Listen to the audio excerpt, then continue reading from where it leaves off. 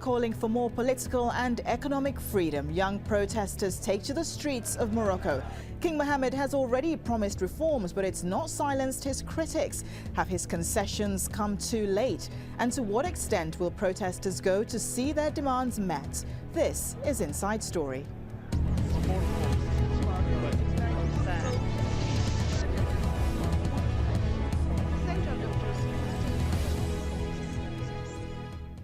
Hello and welcome to the programme. I'm Emike Umolu. Observers don't believe Morocco will be another Egypt, Tunisia or Libya, but demonstrations are growing and the next few months could be crucial for the country's future. For 9 weeks, there have been marches calling for a new Morocco. Sunday saw another major gathering with thousands swarming streets across the country.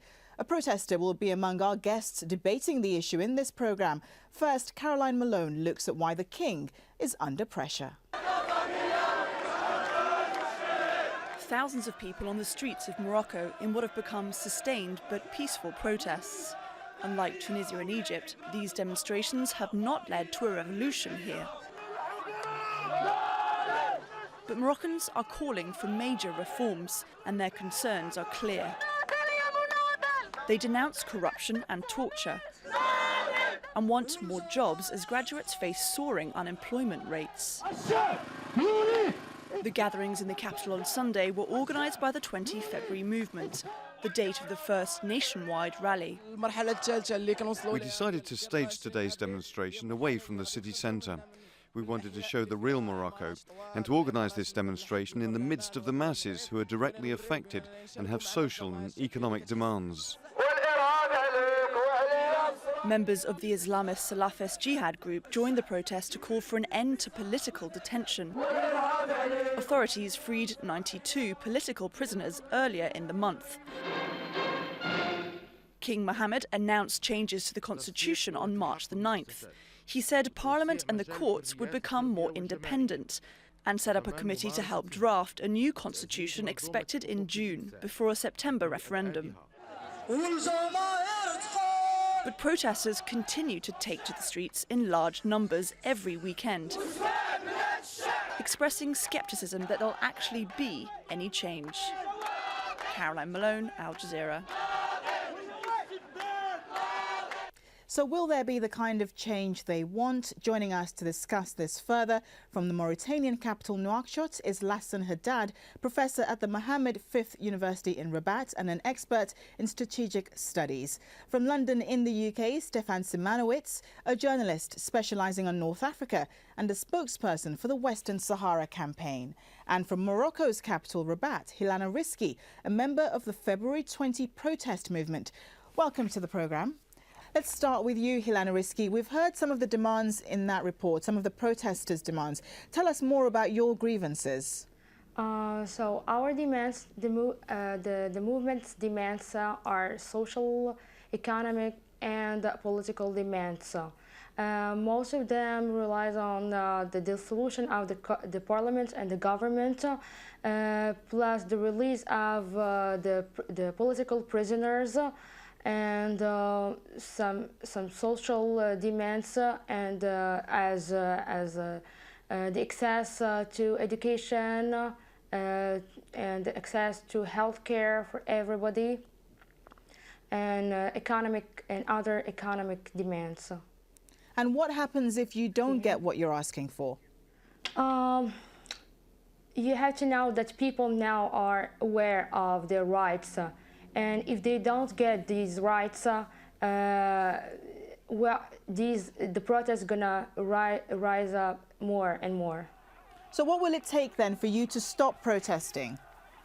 We're not gonna stop protesting till the day everything is fine in Morocco, till the corrupt government there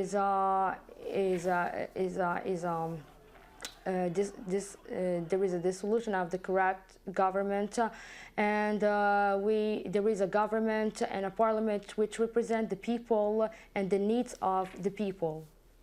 Well, Stefan Simanowitz in London, unlike the heavy-handedness that we're seeing in Libya, Syria, Moroccans have been allowed to pretty much carry on protesting peacefully. But if King Mohammed hoped that this softer approach would make the problem go away, he's not had much luck, has he? Well, he has on some level in terms of, you're drawing comparisons there with Egypt or Tunisia or even Libya. What's happened in Morocco, the first demonstration on the 20th of February saw tens of thousands of people around the country. The police, there were some clashes, but generally the police have been not too heavy-handed. And the demonstrations have gone on, but nothing compared to the 20th of February. And in fact, if you go to Rabat now, there are small demonstrations. There are teachers protesting outside the Ministry of Education sometimes. There are unemployed students. So there are lots of things, but it's not like Egypt, where you have a Tahrir Square where everyone is focused on one point. Having said that, also, I think the 3 weeks after the demonstrations on February the 20th, the King came on television and he committed himself to sweeping constitutional changes. And I think that was a way of trying to preempt any escalation in demonstrations. What he's also done is by saying he set up a committee which will report in June, I think you said in the report, and then that will go to a referendum. So it's a long process, and I think the protesters are trying to make sure that this committee is listening to what the people are wanting, because the members of the committee have been selected by the King. So some people are saying, well, is this committee really going to do what we need it to do? Well, that's another point I wanted to get to next. I mean, the committee members chosen by the King himself clearly is not going to play too well with the protesters. Why do you think King Mohammed didn't foresee this? Well, I think it happens all over the world. Governments say, well, this is a problem, we're going to set up a government inquiry. I mean, it happens in Britain all the time. And then the government will select some people, ideally some people who are seen as fairly independent and separate to do an investigation. But often that doesn't, it's a way of buying time, it's a way of trying to reduce tensions whilst this committee is looking into things in the hope that in June, when they report back, a lot of the protesters will have gone off the streets. I mean, I think, having said that, I wouldn't like to preempt what the committee is going to do and the level of reforms that the King is going to bring in. I mean, don't forget that in 1999, when King Mohammed the Sixth came into power, he was seen as reformer, and he did introduce some substantial reforms.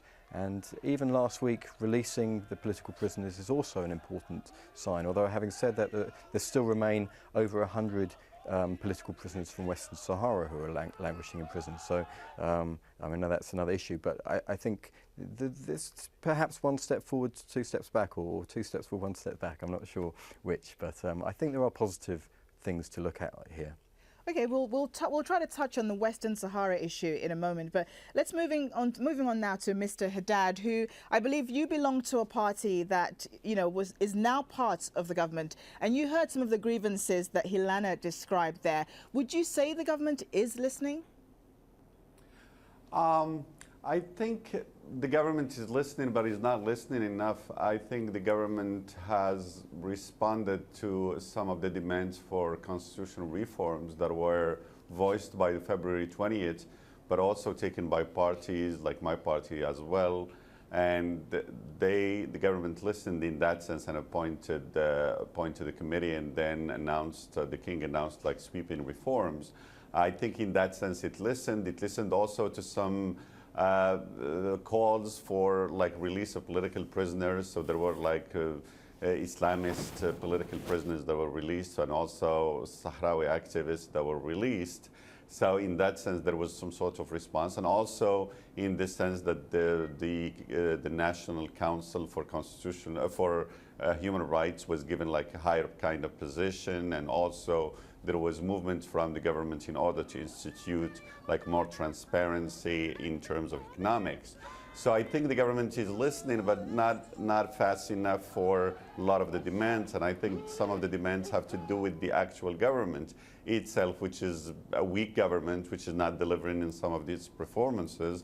And I think also there are some demands by the February 20th, but also by public opinion about like separation of economics from politics that should happen. And there are also demands that some of those people who are surrounding the King and who have induced him into taking like decisions which were very unpopular, whether on a political level or on an economic level, should be also, the king should distance himself from them. And there are also like families who are very powerful, and they have used their political connections in order to get people of their families into positions. And a lot of the February 20th people are asking for that. So I think the government is listening, but not enough to satisfy the February 20th. That's why you see that there are like more protests in the streets. Well, Hilana, you've heard that. Do you agree that the government is listening? Yes, the government is listening, and there was some sort of response. There was, as the king speech on March 9th, there was some constitutional reform, but which was he chose the committee, and in our demands. We wanted a constitution which is to change the constitution by a committee which is chosen by the people, by Moroccans, and not by the king, to have a democratical committee. And the second response was the release of political prisoners, which was. These political prisoners had just a few days to leave the prison, and that was just a sort of response. And there are many prisoners, political prisoners, right now in prison, still waiting, and there is no full response to these demands. So as Mr. Haddad said. There is some sort of response, but not full response. But you've been inspired, I think, to some extent by the protests elsewhere in the world, but you're not, interestingly, asking for the king to go. Do you think that Morocco could eventually become another Tunisia or Egypt, Hilana?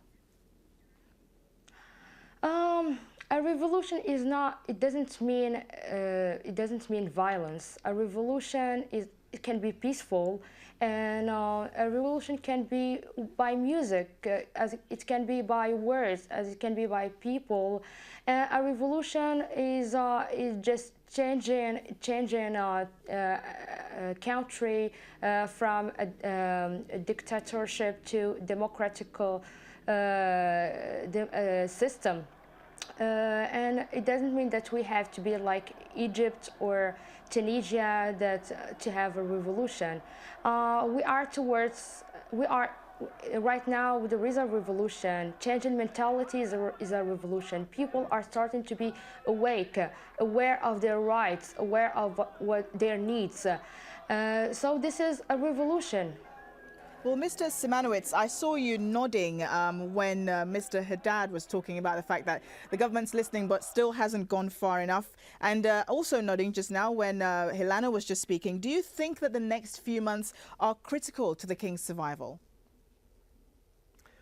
I wouldn't go that far. I think Morocco is a very stable, very secure country, and the monarchy is actually very popular. Whilst there are problems, I mean, the king does have enormous executive power. There's something called Article 19 by which it's enshrined by law, his powers. And I think by saying he's going to institute some dramatic constitutional reforms, he will be tackling that. So I don't think there's a danger that the king is going to be toppled. In terms of, I was interested to hear what Hilana was saying in terms of the fact that they want revolution, because whether it's actually a meaningful political change, a constitutional change, whether you call that revolution or not is perhaps a question of semantics. Having said that, there are serious problems in Morocco. I mean, the fact that we're talking about broadening individual freedoms and strengthening human rights is a very positive thing. But economically, a lot of the people out on the streets are calling for reduction in food prices, more jobs, improved living standards, minority rights, labour rights. These very kind of basic human aspirational things which aren't there. And I think there is a danger, as we see in any country where those things aren't fulfilled, where there is rising unemployment, people are losing the fear to demonstration and to speak out. And I think this can only be a good thing. Okay, well, if you all just hold on for a minute, you've brought us to the next issue, which is, of course, the economy and its importance in this. Now, some people describe King Mohammed as the most powerful businessman in the country. A lot of protesters resent the royal family's business interest through its holding company, SNI. Now, that's valued at $2 billion and is controlled by the king. SNI is said to control many services in Morocco. It owns almost 50% of the country's biggest bank. It has a majority share in the country's largest insurance company, not to mention major shares in dairy and cooking oil firms, as well as other basic commodities. In the last few weeks, the royal firm's been trying to play down its profits, pledging to reduce its share in some companies, and even promising to redirect funds to youth projects. So, Stefan Simanowitz, it's a bit of a no-brainer, for want of a better term, that the government will play down its financial clout. This is a country where unemployment is almost 10% and some 15% of people live under the poverty line. So money, jobs, are they the main things fueling this dissent?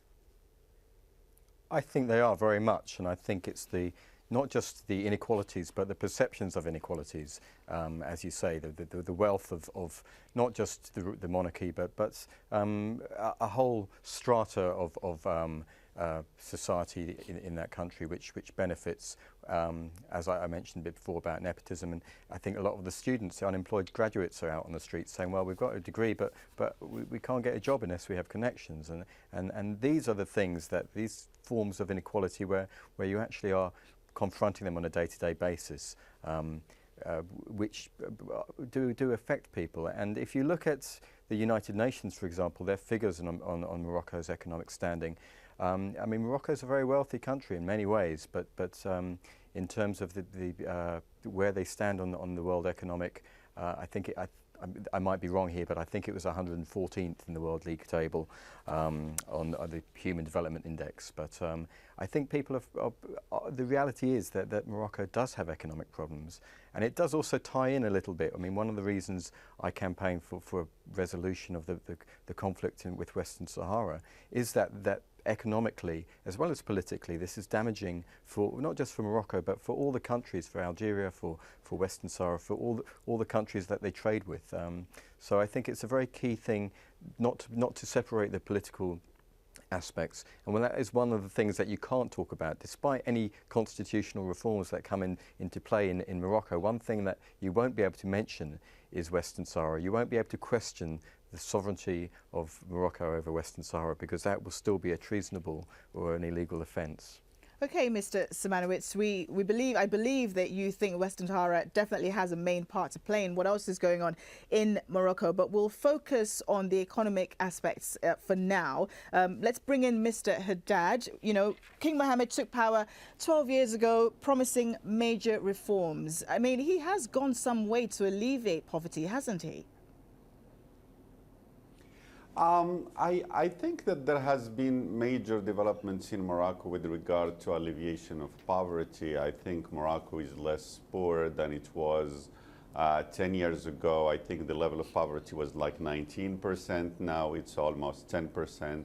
The same thing with unemployment, which went down from 15% to about 10%. It's still high in the urban areas. It's still high among the graduates. But I think there has been improvements, but not enough, and not in a very speedy and effective manner to really like reverse the course in the country. I think there has been programs that have been put together which have changed like the human development in Morocco. I think the education is lagging back. That's why Morocco like performs poorly on the Human Development Index. So I think in general Morocco has been moving, I mean, well, and has been like making some progress in terms of human development, but I don't think it was enough to absorb like 300,000 graduates every year. It was not enough to deal with the 2 million or 3 million people who are like poor, and it was not enough actually to create like enough jobs for the economy